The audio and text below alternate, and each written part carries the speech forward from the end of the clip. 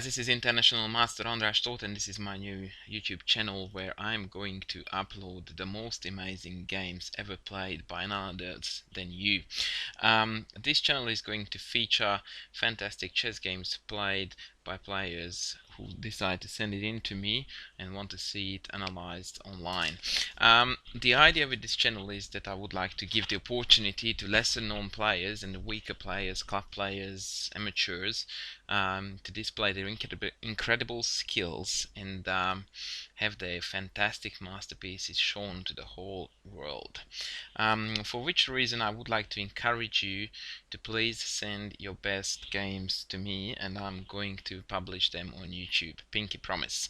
I'm not going to overly analyze the games other than showing the most important features of these games, and I'm planning on not really using the engine too much or at all, because the idea is not to tear someone apart or ruin these lovely masterpieces, just to admire and enjoy the beauty of chess that we can indeed enjoy on any given level. Now, because of I haven't practically started this channel yet, I decided that the first game I'm going to publish is going to be one of mine, and purposefully I chose a game, you can already see it on the right hand side, that I played online. In fact, it was a blitz game.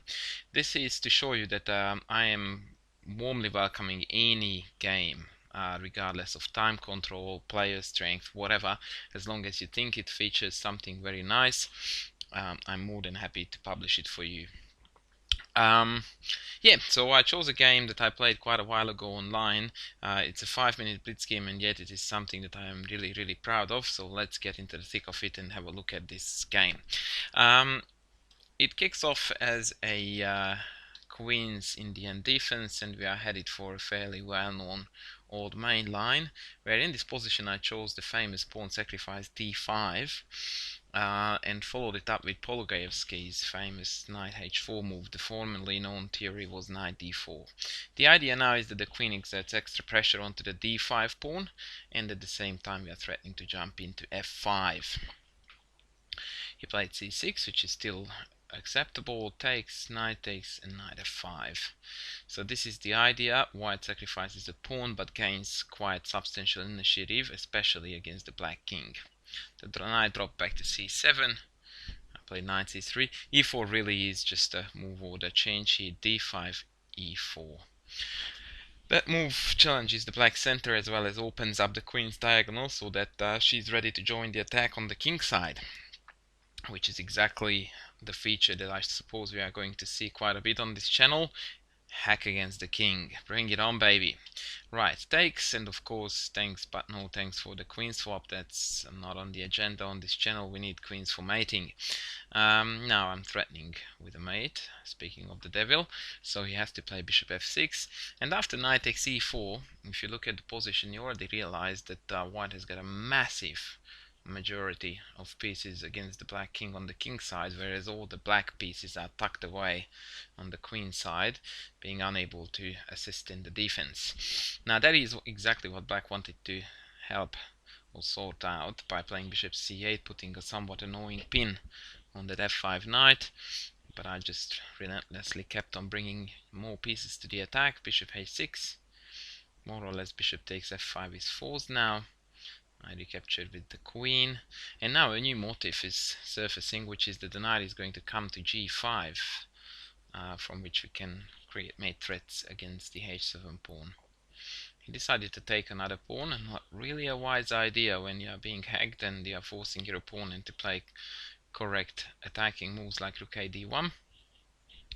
And after knight d5, the position has become ripe enough for me to execute the following tactics that made me very proud, so much so that I decided to publish the game on this Your Best Game channel. So yeah, I decided to take on g7. Black doesn't really have a lot of options. The idea was that if instead of bishop takes he chooses to take with the king, then after knight g5 there is no convenient way to defend the h7 and the f7 pawns at the same time. Queen actually, this is how the game went, so I'm talking here a little bit of nonsense. After bishop g7, knight g5, the same scenario applies. The mate cannot be parried without major damage.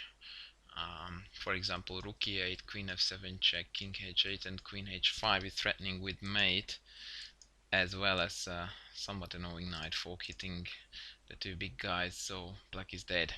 But the game actually followed this path. Luckily, he took with the king, and after knight g5 he had no chance to defend those pawns that I'm highlighting in beautiful green, so he played queen d7. I took on h7, king f6, and here I played another move that I was rather proud of, considering the time control, because in such cases we are very tempted to give checks, but in fact the best idea here is to cut off the black king to make sure that he can't escape along the e file. Now all the squares along the e file are covered by this rook.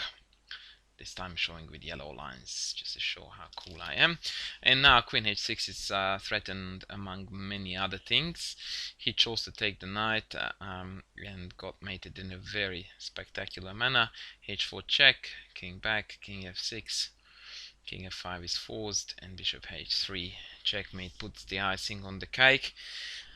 I thought it was quite a fun and quite a cute little game that I thought was probably a good one to start the channel with. So once again, I would like to encourage you to please send your games in. I'm going to provide the email address in a written format, and please do not forget to subscribe to the channel as well, because that way we can grow and develop. Alright, thanks for watching. Bye.